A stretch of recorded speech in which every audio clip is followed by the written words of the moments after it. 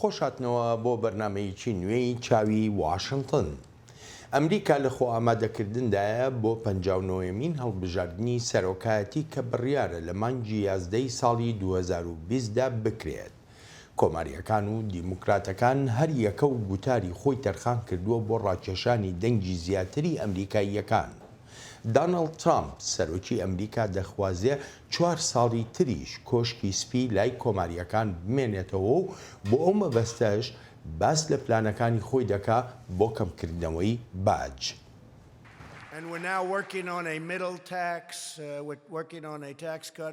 ئێمە کار لەسەر کەمکردنەوەی باج دەکەین بۆ خەڵکی خاوەندەهاتی مامناوەندی و زۆریش هاندەر و جێی خۆشحاڵی دەبێت. ئەمەش شتێکە هەموو کەسێک چاوی لەسەرێتی و ساڵی ئایندە ڕای دەگەێنین و بۆ خەڵکی خاوەندەهاتی مامناوەندی باج کەمکردنەوەیکی زۆر ڕاستەقینە دەبێت. واتە بۆ ئەوانەی ماندوونە ناسانە کار دەکەن. ئێمەش چاومانەوەیە ئەم هەنگاوە بنین و هەمووشمان پێکەوە کاری لەسەر دەکەین. بەڵام لای دیموکراتەکان ئامانجە هەرە سەرەکیەکە ڕێگەگرتنە لە دانەڵد ترامپ تا گەڕێکی تری 4 ساڵەی سەرۆکایەتی بەدەست نهێنێتەوە. ڕاستەنجی بخەینە سەر ئامانجی کۆتایی، چونکە ئەگەر دانەڵد ترامپ لە ئۆفیس لانەدەین ئەوە ئەو هەر هەموو ئەم شتانە ڕادەماڵێت.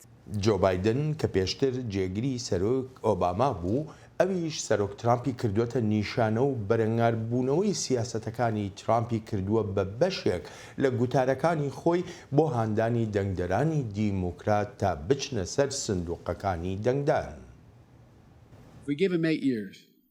ئەگەر بێت و هەر ساڵی سەرۆکایەتی بە ترامپ بدەین، بەڕاستیش لە ناخی دڵمەوە بڕوان بۆیە کە کارکتەر و سروشتی ئەوەی ئێمە چین دەگۆڕێت. هەر بۆیە دەبێت ساڵی 2020 شکست بە دۆناڵد ترامپ بهێنین. دیموکراتەکانی تری هەوڵ دەدەن تا ببنە کاندیدی سەرەکی لە هەڵبژاردنەکانی 2020دا پێشەبڕکێیەکی قورس لەگەڵ یەکتردا دەکەن و ئەوانیش هەمان گوتاری ڕکابەریان هەیە بۆ سەرۆکی ئێستایی ئەمریکا. ساڵی 2020 دەرفەتە بۆ ئێمە و دەتوانین وها بکەین ئەم حکوومەتە ببێتە حکوومەتێکی هەموو ئەمریکایەکان. دەی دیموکراتەکان باوەها بکەین. خەونی گەورەمان هەبێت بەڕێنگاربوونەوەیەکی سەخت بکەین و باسەرکەوی. دیموکراتەکانی دەخوازن ببنە کاندیدی سەرەکی لەسەر یەکێک لە دۆسیە گرنگەکان بۆ دەنگدانی ئەمریکاییەکان کە دۆسەی خزمەتگوزاری تەندروستی و چۆنێتی دابینکردنی خەرجیەکانیەتی کەم تا زۆر جیاوازی لە نێوانیاندا هەیە. پارەی ئەوە چۆن بدەین؟ دەخوازم بزانم چۆن دەتوانین ئەو پارەیە بدەین. چۆن پارەکە بدەین؟ ئەو پارەیە لە ڕێی ئەو کەسانەوە دەدەین کە زۆر لەسەرەوەن. دەوڵەمەندەکان، کۆمپانیا گەورەکان دەبێ پارەی زیاتر بدەن. هەموو لێکۆڵینەوەکان نیشانیان داوە کە بیمەی تەندروستی بۆ هەمووان لەسەر خەڵک زۆر گران دەوەستێتەوە. کاتێک خزمەتگوزاری تەندروستی بۆ هەر ژن و پیا و منداڵێک دابین بکەیت. بەشێکی تری گفتوگەکانی دیموکراتەکان باسکردنە لەو جیاوازیانەی لەناو ئەمریکادا دروست بووە و هەر یەکەشیان وەک چاودێر ئاماژەی دەکەن بەرنامەی خۆشیان دەخەنە ڕوو بۆ چارەسەرکردنی ئەم کێشەیەی ناو کۆمەڵگەی ئەمریکایی. وتوێژێکی زۆر باش لەسەر نەژاد پەرستی لە ئەمریکادا کرا و هەروەهاش کام یەکێک لە کاندیدەکانی دیموکراتەکان هەوڵی چارەسەرکردنی ئەم کێشە نەژاد پەرستیە دەدات. مەرج نییە ئەم دیاردەیە لە سەروەختی دۆناڵد ترامپدا دەستی پێکرد بێت، بەڵام پێدەچێت بە هۆی سەرۆکایەتیەکەی ترامپەوە زیاتر بووبێت. ئەمە پرسێکی قورسە بۆ دیموکراتەکان. بەدڵنیایەوە هەست دەکەن پێویستە ترامپ لە ئۆفیس لا بدەن. گوێمان لێ بوو دەڵێن ترامپ نەژاد پەرستە و ترامپ بڕوای بە باڵادەستی سپیەکان هەیە. دیموکراتەکان لەناو خۆیاندا خەریکی گفتوگۆی ڕاستەوخۆن و لە تەلەڤیزیۆنە سەرەکیەکانی وڵاتەکەشەوە ئەو گفتوگۆیانە پەخش دەکرێن و بڕیاریشە لە ناوەڕاستی مانگی داهاتوودا دیموکراتەکان چوار هەم گفتوگۆی تری ڕاستەوخۆیان هەبێت. چاوی واشنگتن بۆ ئەم هەفتەیە هەڵبژاردننی ساڵی 2020 سەرۆکایەتی ئەمریکا تاوتێ دەکات و بۆ ئەم مەبەستەش میوانداری دکتۆر ئەدوارد ڕۆدس دەکات. دکتۆر ئەدوارد پسپۆڕی سیاسەت و ئاسایشی ناوخۆیی و دەرەوەی ئەمریکایە لە زانکۆی جۆرج مەیسن و خاوەنی چەندان کتێب و لێکۆڵینەوەی تایبەتە لەسەر ئەم دۆسەیانە. دکتۆر ئەدوارد سەرەتا زۆر سپاس دەکەم بۆ ئامادەبوونت. ئەمریکا لە بەردەم هەڵبژاردندایە گوێمان لە کۆمەڵێک گوتاری جیاواز دەبێت لە نێوان دیموکراتەکان و کۆماریەکانیشدا. حەزەکەم بە کورتی پێم بڵێ جیاوازی 59مین هەڵبژاردننی سەرۆکایەتی ئەمریکا لەگەڵ هەڵبژاردنەکانی پێشتر کە کراون چی دەبێ بەڕای تۆ؟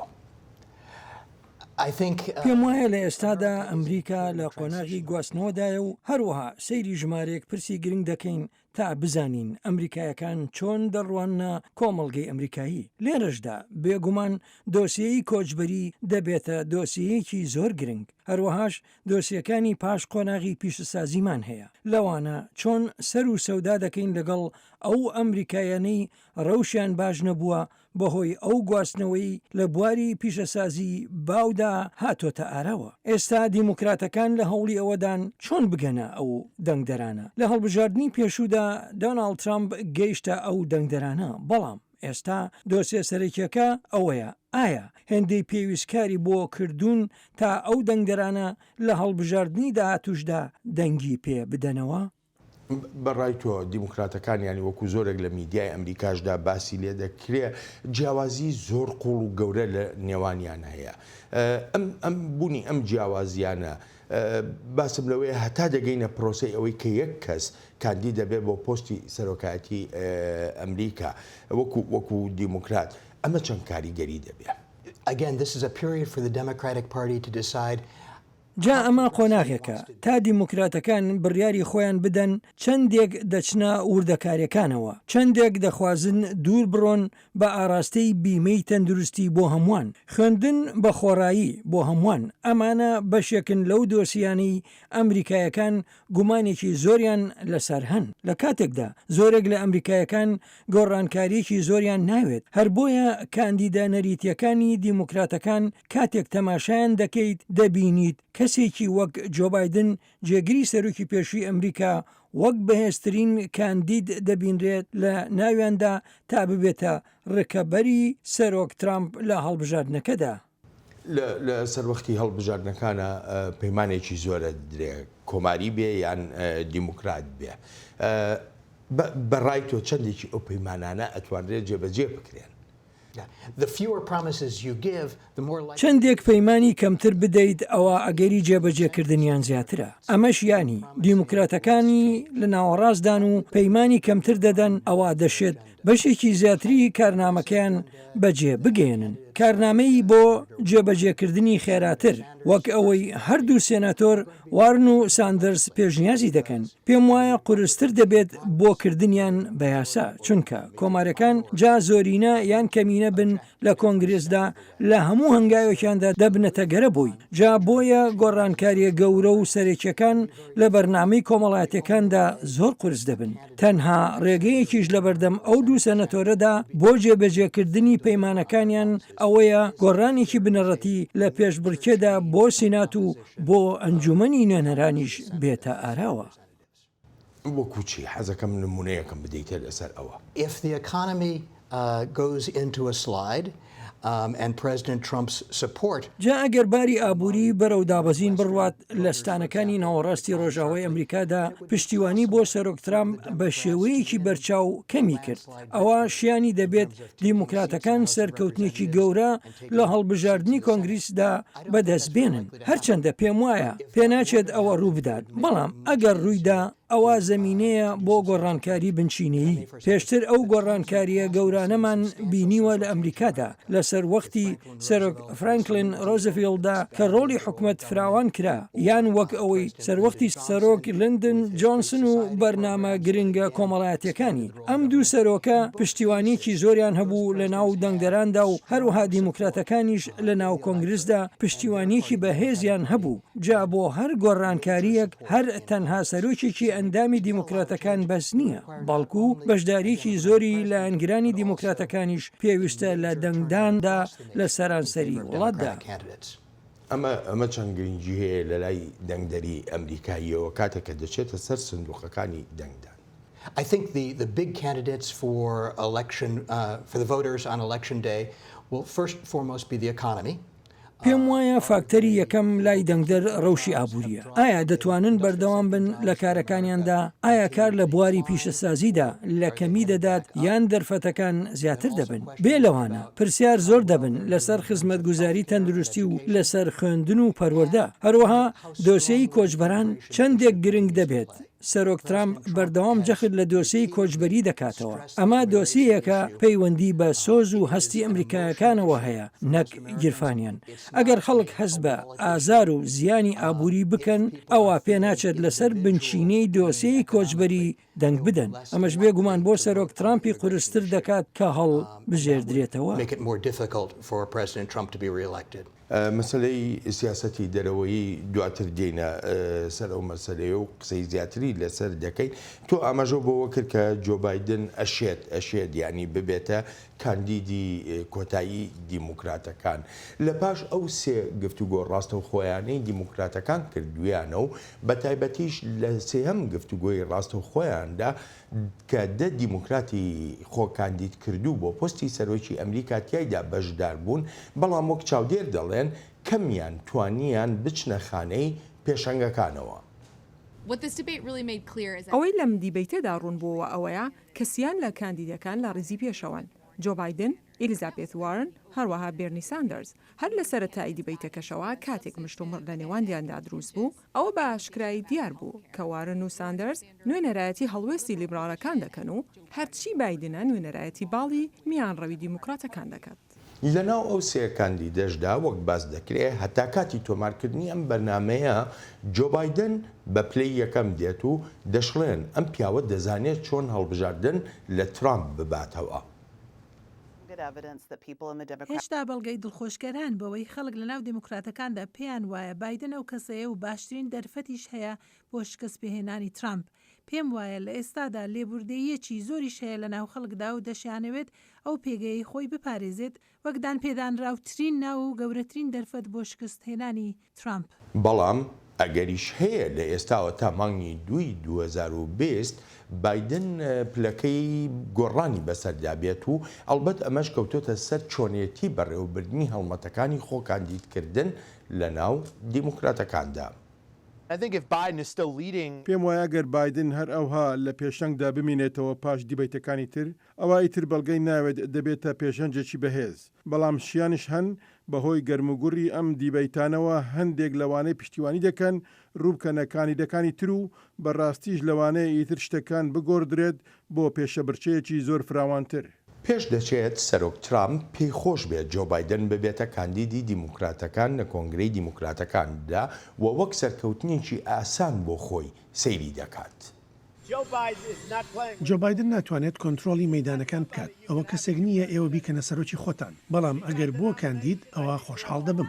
سەرۆکی ئەمریکا کە دەخوازێت جارێکی تر پۆستی سەرۆکایەتی وەربگرێتەوە ئاماژە بەوە دەکا کە نابێ بایدن هەڵە بکات لە ئێستاوە تا کاتی کۆنگرەی دیموکراتەکان لەو ڕوانگەیەوەی دەشێ بایدن ببێتە کاندیدی دیموکراتەکان. سیرکە هەمویان خاڵی لاواز و خاڵی بەهێزیشان هەیە پێم وایە زۆریش جیاوازن لە یەکتر بێگومان دەنگی جیاواز لە ناویاندا هەیە بەڵام بۆ من پێدەچێت ئەلیزابێت وارن و پێش دەچێت جۆ بایدن بگەنە ئەنجام و لەوانەیشە وەها نەبێت نازانم بێگومان بێرنی ساندەریش هەیە بەڵام بە پلەی سێهەم دێت ئەگەر کۆنفرانسی کۆماریەکانت لە یاد بێت من بۆ خۆم هەر زوو لە زووەوە کەوتمە خانەی پێشەنگیەوە لەوێش دامامەوە ئەگەر هەڵەی زۆر گەورە نەکەیت هەر ئاوەها دەمێنیتەوە دەشێت بایدن بەوە بگات پێشم وایە پێی دەگات ئەگەر بێت و هەڵەی گەورە نەکات. دکتۆرە ئەلبەتە ئەگەرێکی زۆر هەیە بە پێی ئەوەی کە جۆمان لێبوو هەتا ئێستا کە بایدن ببێتە نوێنەری دیموکراتەکان ناڵبژاردنەکەی ساڵی 2020 سەرۆکایەتیدا لەناو ئەو هەموو کاندیدەی دیموکراتەکانە بۆچی بایدن؟ I think actually it is still wide open between the front runners.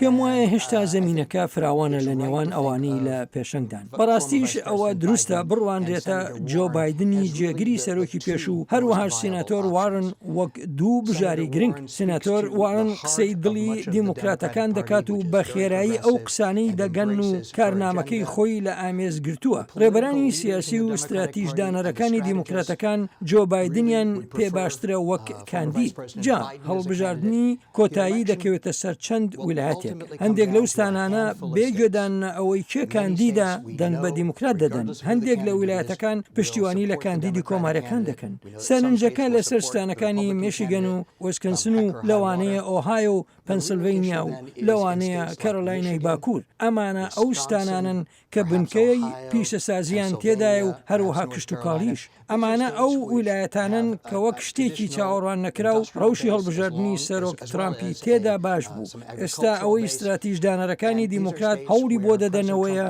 وەرچەرخانێک لەو ستانانەدا بێنە ئاراوە ئەمانەش ئەو ستانانن کە پێویستە دەنگی خەڵکی ئاسایی تێدا بەدەستبێنێت ئەوانەی لەگەڵ سەرۆک ترامپدا هاوڕانین بەهۆی چۆنێتی دەربڕینی ڕایەکانیەوە بەهۆی ئەوەی گۆڕانێکی ئەو تۆی لە ئابووریدا نەکردووە لە بیریشمان نەچێت تا ئەندازەیەک ئەو ستانانە کۆنەپارێزن لە ڕوانگەی بەهاکانیانەوە و هەروها کۆنەپارێزیشن سەبارەت بە پێشنیازەکانی سەنەتۆر وارن بۆ گۆڕانکاری لەو بەڕوایەدام دو پێشبڕکێ لە نێوان ئەو دوو کاندیدەدا دەبن و تەگەرەی ڕاستەقینەش بۆ بایدن تەمەنێتی نیگەرانی زۆرێک لە دیموکراتەکان هەڵکشانی تەمەنی بایدنە و لەوانەیە کێشەی بۆ دروست بکات لە 4 ساڵی گەڕی سەرۆکایەتیدا و پێشم وایە ئەوە تەگەرە ڕاستەقینەکەی بەردەمێتی مادەمەکی باز لە مەسلەی تەمەنەکەی تو تەمەنی جۆ بایدن کەواتە ئەگەر وابێ بەرنی ساندەرس هیچ دەرفەتێکی لە بەردەستان نابێ I think Bernie Sanders has a much slimmer chance. پێم وایە بەرنی ساندرز دەرفەتێکی زۆر کەمتری هەیە لەو پێگەی وەک لە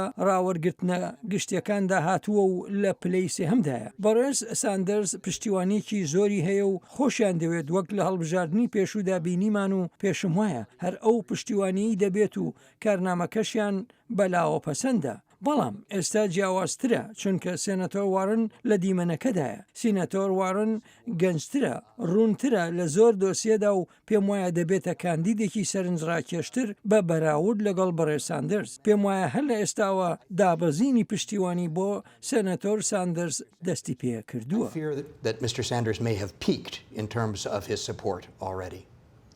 لە 2016دا بێرنی ساندرز لەوێ بوو ڕکابەری سەرەکی بوو بەرامبەر بە هێلەری کلنتن زۆرێک لە چاودێر لەناو ئەمریکا ئەمەژیان بەوە دەکرد یەکێک لە هۆکارەکانی ئەوەی کە هێلەری دۆڕاندی دەگەڕێتەوە بۆ ئەوەی دابەشبوونێکی گەورە لە پاش ئەوەی کە هێلەری دەستنیشان کرا ببێتە کاندید ئەو دابەشبوونە گەورەیە دروست بوو لە ناو دیموکراتەکانە پێت وایە ئەگەر هاوڕابی لەگەڵ ئەمەدا جارێکی کە ئەمە دووبارە ببێتەوە لە 2020.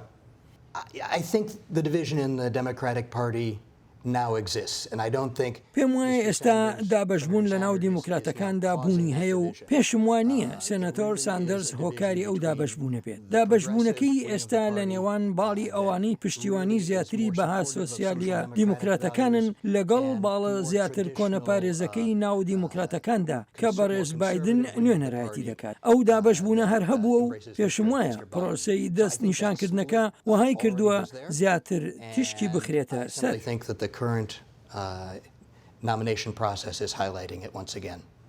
بەڕای تۆ ئەم جارش ئەلکترال کۆلج ئەو سیستمەی دەنگدان و یاخوب جێگیرکردنی ئەنجامەکان ئەم جارش زیان لە دیموکراتەکان نەداتەوە.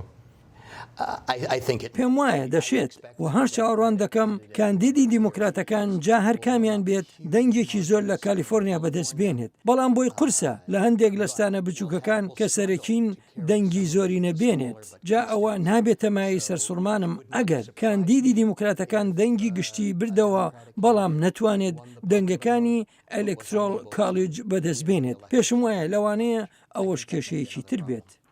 ئەو سیستمی ئەلکترۆل کۆڵیجە چۆن هەڵەسەنگێنی ینی پێت وایە سیستمێک بێت لە بەرژەوەندی دەنگدەری گشتی دەنگدانی خەڵکدا بێ یاخو سیستمێکە دانراوە بۆ جۆرێک لە پاشگوێخستنی دەنگدەرانی ڕاستەقینە کە دەچنە سەر سندوقەکانی دەنگدان.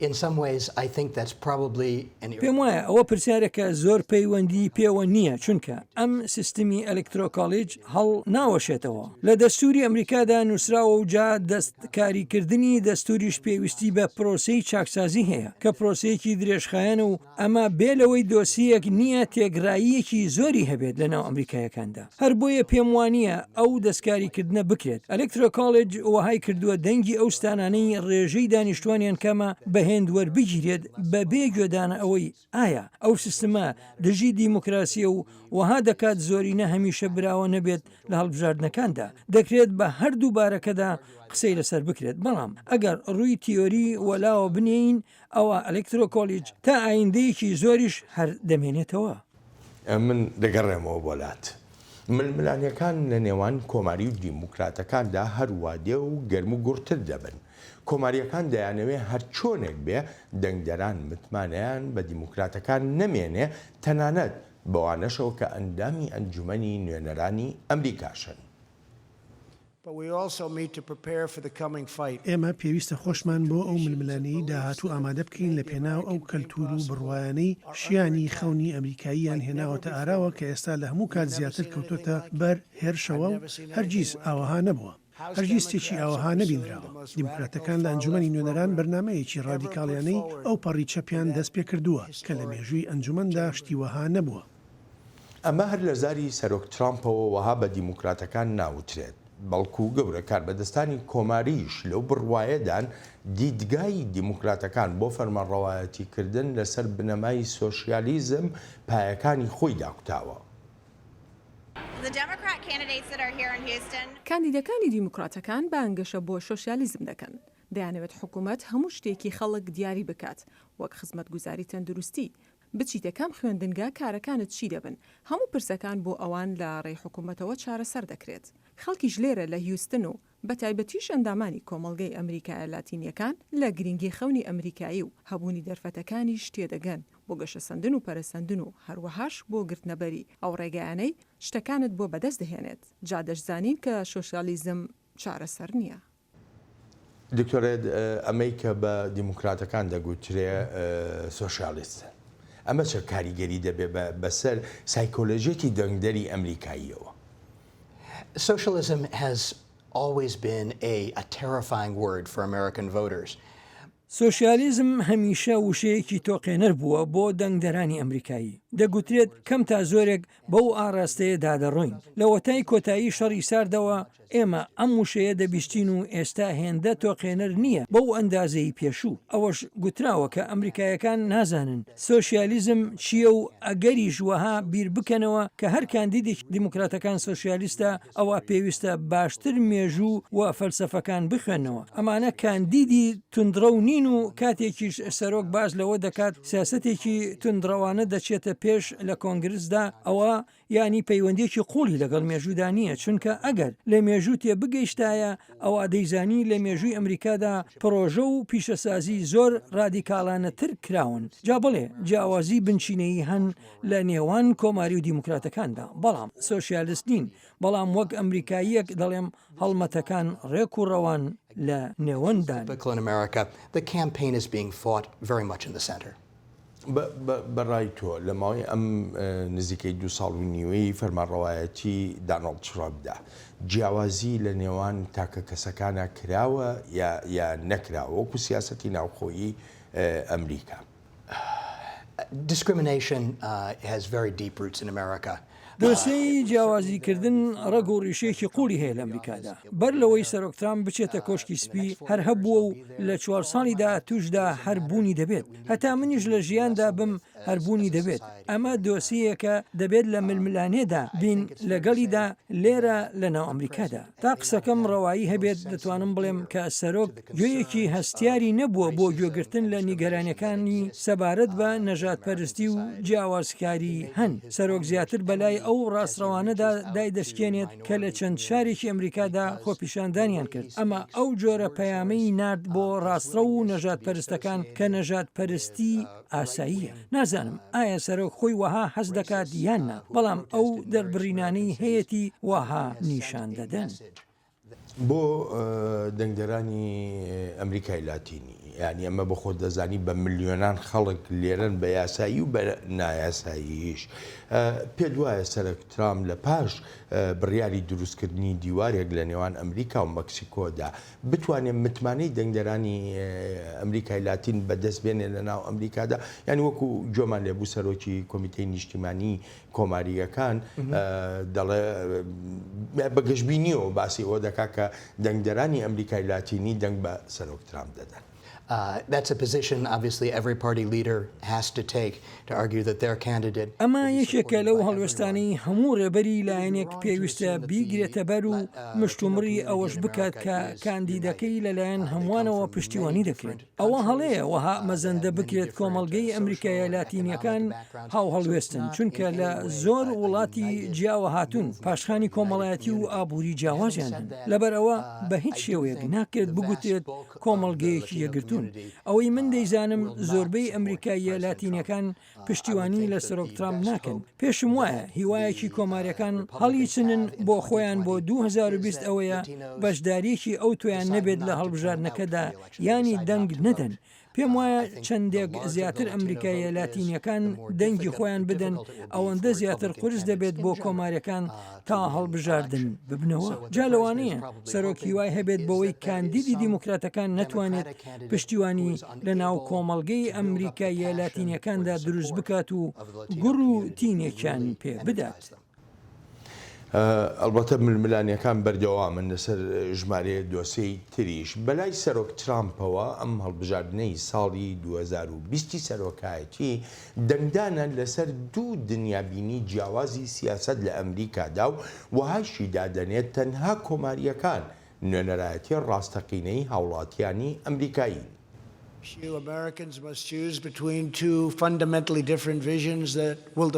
دەبێت ئەمریکایەکان یەکێک لە دوو ڕوانینی جیاواز هەڵبژێرن کە ئایندەی وڵاتەکەمان بۆ چەندنەوەی داهاتوو دیاری دەکات. دیموکراتەکان زیاتر بە تەنگ هاوپەیمانی نایاساییەوەن نەک دەنگدەرانی خۆیان. کۆماریەکانیش دەزانن ئەرچی ئێمە نوێنەرایەتیکردنی هاوڵاتیانی ئەمریکاییە. هەر چۆنێک بێت شیکەرەوە لەو بڕوایەدان هێشتاش دابەشبوون لە ناو دیموکراتەکاندا هەیە سەبارەت بە چۆنێتی بردنەوەی ئەم هەڵبژاردنە لە سەرۆک ترامپ. جا ئاوەهایە زۆرێک لە مشتومڕەکانی ئەم دوایەی ناو دیموکراتەکان ئەوەیە ئایا گۆڕانکاریەکی بچووکمان دەوێت و ئەمریکا بگەڕێنەوە بۆ سەروەختی پێش ترامپ یان ئایا گۆڕانکاری بنسینەمان دەوێت؟ هەندێک لە دیموکراتەکان کەمتر سنگیان خستۆتە سەر ترامپ و زیاتر جەخت لە دۆسیەکانی تر دەکەنەوە بۆ هێنانە ئارەی گۆڕانکاری لە دوای هەڵبژاردنەکەی ساڵی 2020ەوە. پێم وایە دیموکراتەکان جەخت لە دۆسیەکانی نایەکسانی و گەشەکردنی ئابووری دەکەنەوە و پێشم وایە پێویستی سەنگی خۆیان بخەنە سەر ئەو دوو بابەتە، چونکە بەڕاستی ئەوانە ئەو دوو دۆسیەن کە ڕوبەڕووی وڵاتەکەمان دەبنەوە و هێشتاش چارەسەر نەکراون. ئەلبەت بەرنامەی سەرەکی دیموکراتەکان کەوتۆتە سەر چەند مانگی داهاتوو کاتێک کە ژمارەی کاندیدەکانی خۆیان بۆ پۆستی سەرۆکایەتی داناوە کەمتر دەبنەوە. پێم وایە لە ماوەی مانجێک یان دواندا ژمارەی کاندیدەکان کەم دەبنەوە و بە تایبەتیش ئەوانە دەکشێنەوە کە لە دیبیتەکەی ئەم مانگەدا سەرکەوتوو نەبوون. بۆ نمونە داهاتیان بۆ هەڵمەتەکانی هەڵبژاردن یان وشک دەبێتەوە و لە مێدیاشدا ئامادەیەکی ئەوتویان نابێت. لەبەرەوە دۆسیەی کاندیدبوونیان بەرەو کۆتایی هاتن دەڕات. دکتۆرە بەڕای تۆ دیموکراتەکان دەیانێت چ جۆرە گۆڕانکاریە بکەن؟ ئایا ئەو گۆڕانکاریە کە بگەڕێنەوە بۆ سەروەختی پێش ترامپ لە 2016دا یاخو گۆڕانکاریەکی تری وایان هەیە وەکو پرۆژەیە کە بیدەن بە دەنگدەری ئەمریکی بۆ بتوانن ینی دەنگی ئەمریکایەکانی زیاتر پێ بەدەست بێنن؟ I think that's the question that's dividing the Democratic Party right now. پێم وایە ئەمە ئەو پرسەیە کە ئێستا دیموکراتەکانی دابش کردووە. لە جێی خۆیدایە بڵێم کە جۆ بایدن دەیەوێت سەروەختەکە بگەڕێنێتەوە بۆ سەروەختی سەرۆک ئۆباما و بەردەوامیشە لەسەر ئەو بیرکردنەوە میانڕەوانەی خۆی. بەڵام کاندیدەکانی تری وەک هەردوو سەناتۆر وارن و ساندەرز بەڕاستی دەخوازن گۆڕانکاری زۆر گەورە ببینن لە دۆسیەکانی خزمەتگوزاری تەندروستی و پەروەردە و دۆسیەی چۆنیەتی چارەسەرکردنی نایەکسانی و نەژادیش ئەمە ئەو ململانەیە لە ناو دیموکراتەکاندا دەیبینین و وەک بزمارێک وایە بچێت بە قاشدا کاتێک باس لەم پرۆسەی خۆکاندیدکردنە دەکەین جا لەوانەیە بڕوات تا کۆنگرەی دیموکراتەکان یان بۆ کاتی نزیکی کۆنگرەکەیان ئەگەر هەردوو باڵی ناو دیموکراتەکان نەگەنە ڕێکەوتن لەسەر کاندیدێک پێشم وایە کاتێک کۆنگرە ئەو کاندیدا یەکلا دەکاتەوە ئەوە ئەم جارە هەموو دیموکراتەکان پشتیوانی لێ دەکەن چونکە زۆر ڕقیان لە دۆناڵد ترامپە ئێستاش کە بەشێکی کاندیدەکان کشاونەتەوە و درێژیان بە هەڵمەتەکەیان نەدا پێم وایە زۆربەی لایەنگرەکانیان دەبنە پشتیوان بۆ سەنەتۆر وارن هەر بۆیەشە پێم وایە ئەوەی لە چەند مانگی داهاتوودا دەیبینین ئەوەیە سەنەتۆر وارن ئەو بۆشاییە لە نێوان خۆی و جۆ بایدندا هەیەی زۆر کەمی دەکاتەوە. یەکی لە پرسیارەکانی تر ئەوەیە ئایا دیموکراسی ئەمریکا ئێستا ئامادەیە کە ژنێک ببێتە سەرۆکی وڵاتە یەکگرتوەکانی ئەمریکا ئێمە ئەفریقاییەکی ئەمریکیمان بینی ئەویش سەرۆک براک ئۆباما بوو لە مێژوودا بۆ یەکەمین جار ئەفریقاییەکی ئەمریکا دەبێتە سەرۆکی ئەمریکا هەم پرۆسەی دیموکراسی لە ئەمریکادا و هەم دەنگدەری ئەمریکایی لەناو ئەم کۆمەڵگەیەدا ئامادەن بۆ ئەوەی کە ژنێک بکەنە سەرۆکی خۆیان. I think American society as a whole is certainly ready to have a woman as president. پێم وایە کۆمەڵگەی ئەمریکایی بەگشتی ئامادەیە تا سەرۆکێکی ژنی هەبێت پێم وایە بەشێک لەو دژایەتی هیلاری کلنتن لە 2016دا ڕنگدانەوەی بەشێک لە مێژووی خۆی بوو وەک هاوسەری سەرۆک بیل کلنتن هەروەها شێوازی هەوڵەکانی بۆ گەیشتن بە دەنگدەران زۆرێکی لێوەرچەرخاند بەڵام لەگەڵ ئەمانەشدا دەڵێم ململانیەکی قورس دەبێت بەهۆی هەبوونی دەنگدەرە نەریتیەکانەوە هەرچەندە خۆشیان دانی پێدانانێن یانیش لەوانەیە بێ ئاگاش بن لێی کە وەها مەزەندە دەکەن پۆستی کۆشکی سپی پۆستێکی پیاوانەیە وەک لەوەی پۆستێک بێت بۆ ژنان چونکە وەهایان داناوە پۆستە گشتەکان شتێکن پیاو دەیان کات و ژنان ژیانی تایبەتی خۆیان هەیە ئەمە بەڕاستی جۆرە ڕوانینێکە کە هەندێک ئەمریکایی هەیەە و لەوانەیە زۆریش بن جا ئەمە ململانیەکی ئاڵۆزە و بۆتە کرۆکی کارەکانی بزوتنەوەی منیش هەم لێرە لە ئەمریکا لەم چەند ساڵەی ڕابردوودا ژنان بە ئاشکرایی باس لە هەراسانکردن و ئەو ئازاردانانە دەکەن کە ڕوبەڕویان دەبنەوە لەلایەن پیاوانەوە لە شوێنەکانی کارکردن یان لەو پیاوانەی پۆستی گەورەیان هەیە جا پێم وایە ژنان باشتر ئاگاداری ئەو کێشانە هەن و ئەمەش لەوانەیە یارمەتی دەربێت بۆ بەشداری بەرچاوی ژنان لە دەنگدان و بەگشتیش ژنان پشتیوانی لە کاندیدی دیموکراتەکان دەکەن زیاتر وەک لە هی کۆمارەکان چەندێک زیاتر ژنان و ئەمریکایە لاتینەکان و ئەفریقایە ئەمریکایەکان بەشداری لە دەنگداندا بکەن ئەوەندە قورستر دەبێت بۆ سەرۆک ترامپ جارێکی تەڵ هەڵ بژێردرێتەوە. The more African Americans who turn out to vote, the more difficult it will be for President Trump to be reelected. بەڵام لە 2016دا ژمارەیەکی زۆری ژنان لە ئەمریکادا دەنگیان نەدا بە هیلاری کلنتن.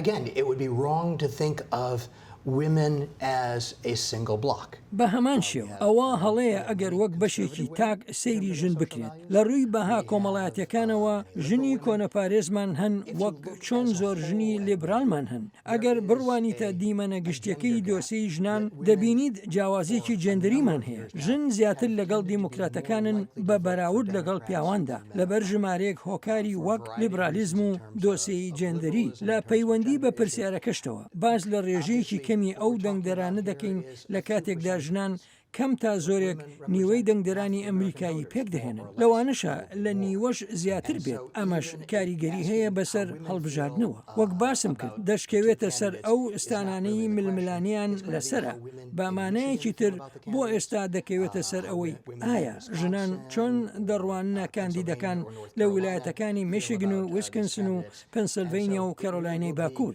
ئەمە وێناکردنەکەیە هەر بۆیەشە بەشداری ژنان یارمەتی دەردەبێت بۆ دیموکراتەکان. Female electorate will tend to help the Democrats. دکتۆر هەتا ئێستا ئێمە باسمان لە جیاوازیەکانی ناو دیموکراتەکان کردووە و پێشتریش وتمان دۆسەی سیاسەتی دەرەوەی ئەمریکا بەشێک دەبێت لە توێژەکانمان دەگەڕێمەوە بۆ لات. هاوکاتی خۆ ئامادەکردنەکان بۆ ئەم هەڵبژاردنەی سەرۆکایەتی ئەمریکا سەرۆک ترامپ ڕاوێژکاری ئاسایشی نیشتیمانی لە پۆستەکەی لادا وەک دەگوترێت بەهۆی ئەو ناکۆچیەی لە نێوانیاندا بۆ سەبارەت بە ئەگەر و نەگەری کشانەوە لە ئەفغانستان.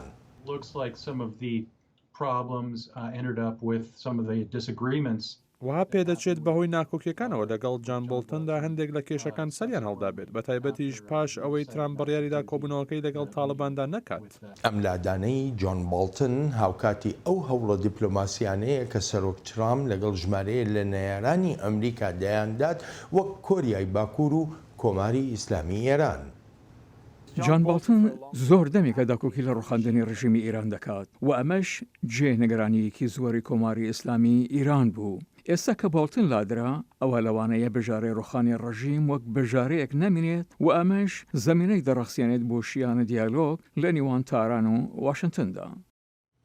بێگومان ئەم هەنگاوانە کاریگەری خۆیان دەبێت بەسەر هاوپەیمانەکانی ئەمریکاشەوە و بە تایبەتیش کە وەک وەرچەرخانێک لە سیاسەتی دەرەوەیی سەرۆک ترامپ لی دەڕوانرێت.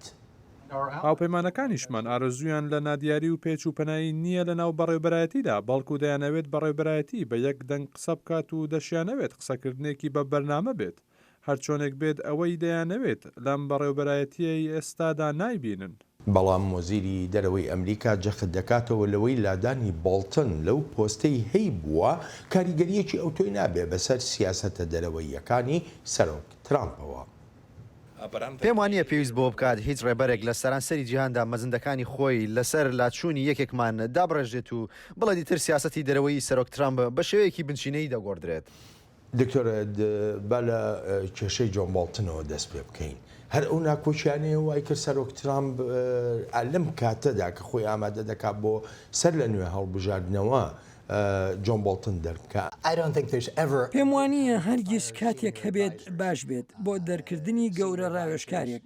گەورە ڕاوێژکاران لەگەڵ سەرۆکدا دەبن و بۆ ماوەیەکی درێژخایەنیش دەمێننەوە لەگەڵیدا. ئەمە بێلەوەی دەرکردنی جۆن بۆڵتن بۆ ئێمەی زۆر قرس کردووە تا بزانین سیاسەتی دەرەوەی ئەمریکا چۆن دەبێت. بێ لەو دروشمەی دەڵێت ئەمریکا بە پلەی یەکەم کەسمان نازانین ئایا سیاسەتی دەرەوەی ئەمریکا چی دەبێت. لە دۆسیی بۆڵتندا وەک ڕاوێژکاری ئاسایشی نیشتیمانی جا ئەگەر سیاسەتەکانیمان پێ باش بوو بێت یان نا ئەمەیان شتێکی ترە. بەڵام هەر هیچ نەبێت هەندێک بیرۆکەمان لەلا دروست دەبوو دەمانزانی کۆشکی سپی ڕای چییە لەسەر هەندێک لە دۆسیەکان لەوانەیە هەندێک لە ڕوانینەکانمان بەدڵ نەبوو بێت وەک گۆڕینی ڕژێم لە ئێران چونکە کوردبینی سیاسی پێوە دیار بووە. بەڵام شتێکمان دەزانی سەبارەت بەوەی هەنگاوی داهاتوو چی دەبێت. هەر بۆیە گەڕاوینەتەوە سەر ئەوەی نازانین پۆستەکەی سبەینەی سەرۆک لە تویتەردا چی بە دوایی خۆی دادێنێت. پێشتر سەرۆک ترامپ تەلەرسن وەزیری پێشووی دەرەوەی لە کارلادا دوای ماتس وەزیری بەرگری بە هەمان شێوە ئێستاش بۆڵتن و چەندان گەورە کار بەدەستی تری ناو حکوومەتیش دابەشبوون لەناو کۆماریەکانە دروستەکایانە. سەرۆک ترامپ نمایشتێکی تاکە کەسی دەکات و حەزی لەوە نییە کەسی تر ستایش بکرێت یان بەرپرسیار بێت لە سیاسەتی دەرەوەی. سەرۆک حەزی لەوەیە خەڵک تووشی سەرسوورمان بکات لەڕێی ئەو شتانەوەی پێشتر هیچ سەرۆکێک نەیکردووە و تەنانەت هیچ سەرۆکێکیش بیری لێ نەکردوێتەوە. جا بۆیە هەروە دێ و دابەشبوون و کەلێن گەورەتر دەبن لە نێوان پارتی کۆماری نەریتی کە خاوەنی هەندێک سیاسەتی دەرەوەی دیاریکراوی خۆیەتی لەگەڵ سەرۆک ترامپدا کە بەڕاستی نازانرێت سیاسەتە دەرەوەیەکەی چییە. جا ئەمە بەڕاستی وهای کردووە قورس بێت ببێتە کۆماریەکی هاوسۆز چونکە بەل لە تویتەکانی سەرۆک نازانیت پێویستە چ سیاسەتێک بگریتە بەر. دکتۆرە چی پێشببینی دەکەی حەزەکەم ینی کە بەرەو کۆتایی بەرنامەکەمانە ڕۆین پێم بڵێ بزانم چی پێشببینیەکەی بۆ 2020.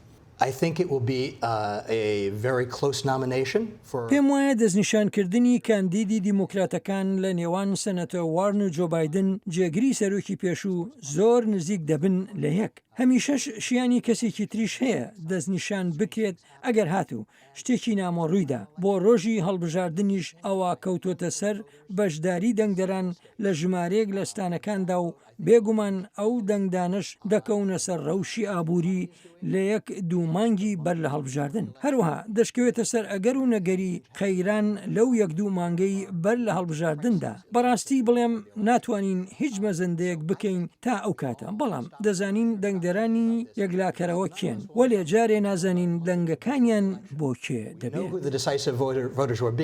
But we don't know which way they're going to vote. یەک پرسیاری تری زۆر خێرا لەسەر مەسلەی دەنگدەرانی بێلایەن پێ دوایە بۆ هەڵبژاردننی 2020 دەنگدەرە بێلایەنەکان زوو خۆیان یەکلایی بکەنەوەیاندا. لەوانەیە خۆ یەکلاکردنەوەیان نەگاتە ڕۆژی هەڵبژاردن دەشێت لە 1 بۆ 2 مانگی بەر لە هەڵبژاردن خۆیان یەکلا بکەنەوە کە چۆن دەڕوانە باری ئابووری. دکتۆرێت زۆر سپاست دەکەم زۆر سپاست دەکەم. جاتا بەرنمەیەکی نوێی چاوی واشنگتن ڕێز و خۆشەویستی ستافی بەرنامە و هی خۆیشم بەڵێن ساڵح پەسەند بفەرمێت.